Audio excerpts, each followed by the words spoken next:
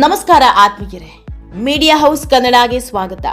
ಮಧ್ಯಪ್ರಾಚ್ಯ ಮಹಾಯುದ್ಧ ಬರೋಬ್ಬರಿ 29 ದಿನ. ಹೆಸರಿಗಷ್ಟೇ ಏಪ್ರಿಲ್ 6ರವರೆಗೆ ಟ್ರಂಪ್ ಕದನ ವಿರಾಮ ಘೋಷಿಸಿದಂತಿದೆ. ಆದರೆ ಆಗಸದಲ್ಲಿ ಯಾವ ವಿರಾಮವೂ ಗೋಚರಿಸ್ತಾ ಇಲ್ಲ. ಇಸ್ರೇಲ್ ಅಮೆರಿಕಾದಿಂದ ಇರಾನ್ನಿಂದ ಕೊಲ್ಲಿ ರಾಷ್ಟ್ರ ಇಸ್ರೇಲ್ ಮೇಲೆ ಮಿಸೈಲ್ಗಳು ನುಗ್ತಾನೆ ಇದೆ. ಬೆಂಕಿ ಮಳೆ ಸುರಿಸುತ್ತಲೇ ಇದೆ. ಯಾವುದೇ ಮೂಲ ಸೌಕರ್ಯಗಳ ಮೇಲೆ ದಾಳಿ ಮಾಡಲ್ಲ ಅಂತ ಖುದ್ದು ಒನ್ ಸೈಡೆಡ್ ಕದನ ವಿರಾಮ ಘೋಷಣೆ ಮಾಡಿಕೊಂಡಿದ್ರು ಅಮೆರಿಕ ಅಧ್ಯಕ್ಷ ಟ್ರಂಪ್. ಆದ್ರೆ ಅದೆಲ್ಲ ಕೇವಲ ಬಾಯಿ ಮಾತು ಅನ್ನೋದು ಗೊತ್ತಾಗಿದೆ. ಇರಾನ್ನ ಪ್ರಮುಖ ಪರಮಾಣು ಕೇಂದ್ರವಾದ ಪರ್ಷಿಯನ್ ಗಲ್ಫ್ ಕರಾವಳಿಯಲ್ಲಿರುವ ಬುಷೆಹರ್ ಪರಮಾಣು ವಿದ್ಯುತ್ ಸ್ಥಾವರದ ಮೇಲೆ ಅಮೆರಿಕ ಮತ್ತು ಇಸ್ರೇಲ್ ಪಡೆಗಳು ದಾಳಿ ಮಾಡಿದೆ.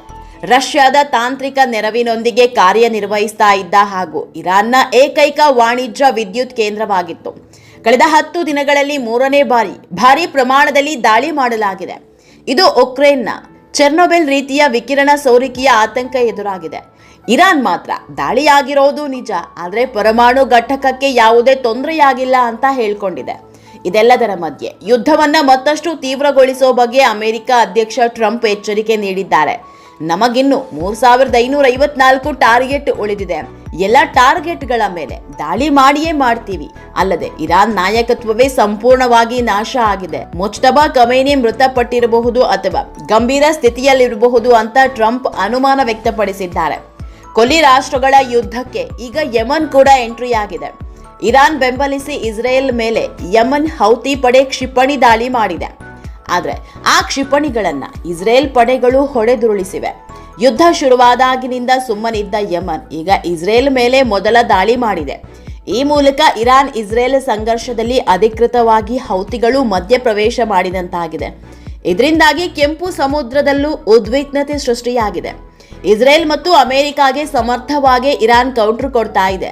ಕಳೆದ 4 ವಾರಗಳಲ್ಲಿ 850ಕ್ಕೂ ಹೆಚ್ಚು ದುಬಾರಿ ಟೊಮಾಹಾಕ್ ಮಿಸೈಲ್ಗಳನ್ನ ಅಮೆರಿಕ ಬಳಸಿದೆ. ಇದು ಭಾರಿ ದುಬಾರಿಯಾಗಿದೆ. ಯಾಕಂದ್ರೆ ಅಮೆರಿಕ ವರ್ಷಕ್ಕೆ 90 ಟೊಮಾಹಾಕ್ ಕ್ಷಿಪಣಿಗಳನ್ನ ಮಾತ್ರ ಖರೀದಿ ಮಾಡುತ್ತೆ. ಆದರೆ ಕೇವಲ 4 ವಾರಗಳಲ್ಲಿ ಅಮೆರಿಕ ಸೇನೆ 850ಕ್ಕೂ ಟೊಮಾಹಾಕ್ ಮಿಸೈಲ್ಗಳನ್ನ ಬಳಸಿದ್ರು ಇವರು ಊಹಿಸಿದ ಪ್ರಮಾಣದಲ್ಲಿ ಇರಾನ್ಗೆ ಪೆಟ್ಟು ಕೊಡಲು ಸಾಧ್ಯವಾಗಿಲ್ಲ. ಕೊಳ್ಳಿ ಕಾಳಗದ ಮಧ್ಯೆ ದೇಶದಲ್ಲಿ ಗ್ಯಾಸ್ ಟ್ರಬಲ್ ಸಮಸ್ಯೆಗೆ ಮುಕ್ತಿ ಸಿಗ್ತಿಲ್ಲ. ಕರ್ನಾಟಕದಲ್ಲಂತೂ LPG ಸಿಲಿಂಡರ್ ಸಮಸ್ಯೆಯಿಂದಾಗಿ ಜನ ನಲುಗಿ ಹೋಗ್ತಾ ಇದ್ದಾರೆ. ಕೇಂದ್ರ ಸರ್ಕಾರ ಜನರಿಗೆ ಸಮಸ್ಯೆ ಆಗ್ತಾ ಇಲ್ಲ ಅಂತಿದೆ. ಆದರೆ ಏಜೆನ್ಸಿಗಳ ಕಳ್ಳಾಟ, ಅಧಿಕಾರಿಗಳ ಎಡವಟ್ಟಿಗೆ ಈಗಲೂ ಜನ ಸಿಲಿಂಡರ್ಗಾಗಿ ಕ್ಯೂ ನಿಲ್ತಾ ಇದ್ದಾರೆ. ಇದರ ಮಧ್ಯೆ ಆಟೋ ಚಾಲಕರಿಗೂ CNG ಸಮಸ್ಯೆ ಶುರುವಾಗಿದೆ.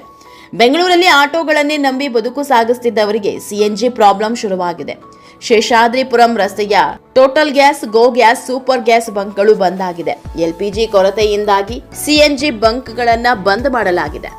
ಆತ್ಮೀಯರೇ, ಈ ವಿಡಿಯೋ ನಿಮಗೆ ಇಷ್ಟವಾದಲ್ಲಿ ಲೈಕ್ ಮಾಡಿ, ಶೇರ್ ಮಾಡಿ, ಕಾಮೆಂಟ್ ಮಾಡಿ. ಇನ್ನೂ ನಮ್ಮ ಚಾನೆಲ್ನ ಸಬ್ಸ್ಕ್ರೈಬ್ ಮಾಡಿಲ್ಲ ಅಂದ್ರೆ ಮಿಸ್ ಮಾಡಬೇಡಿ, ಈಗಲೇ ಸಬ್ಸ್ಕ್ರೈಬ್ ಮಾಡಿ.